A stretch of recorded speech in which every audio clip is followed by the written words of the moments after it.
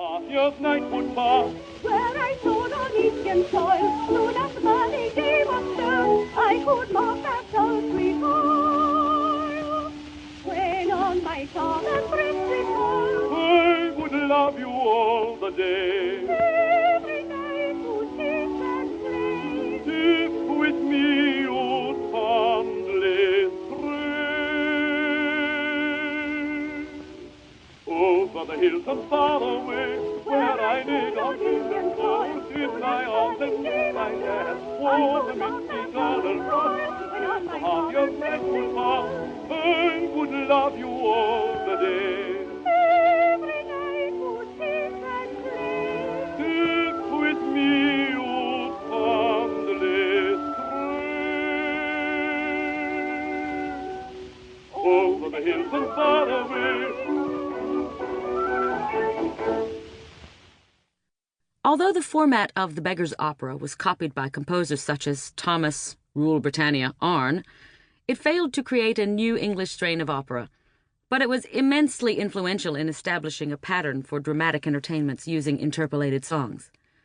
While John Gay was working in England, other forms of theatre which were to feed into the musical were growing in popularity elsewhere in Europe. Vaudevilles and burlesques, comic shows which also contained songs as well as drama, and used borrowed songs with updated lyrics, flourished in France.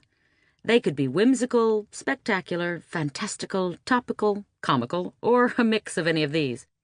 As they developed, composers began not just to adapt, but to write original scores for them. At the same time, a new form of musical theatre was arising, usually romantic, always light-hearted, but slightly more serious in purpose, with a definite storyline of sorts, called comic opera or opera comique, to differentiate it from the more serious-minded and lofty Italian opera.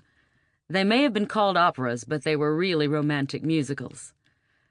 Among those who contributed to this new form was Adolphe Adam, best remembered today for his ballet score for Giselle. While a student at the Paris Conservatoire, which he had entered against his parents' wishes, Adam played percussion in a music hall band and began composing for vaudevilles. He wrote 52 one-act or full-length stage shows in all, and was responsible for introducing many vaudeville elements into his work. His comic musical Le Postillon de Longjumeau, The Coachman of Longjumeau, about a singing coachman who becomes a stage star, was a typical mix of comedy and romance. Written in 1836, it became an international hit and gave rise to a whole plethora of singing coachmen.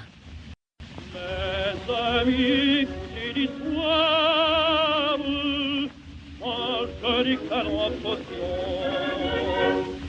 C'est véridique, on peut m'en croire, et connu de tout le canton. Quand il passait dans un village, tout le beau sexe était ravi, et le cœur de la plus sauvage galopait en trop avec lui. Oh, oh, oh, oh, qu'il était beau, oh, postillon de Longjumeau, oh, oh, oh, oh, qu'il était beau, il était fou. Le postillon de Longjumeau, le postillon de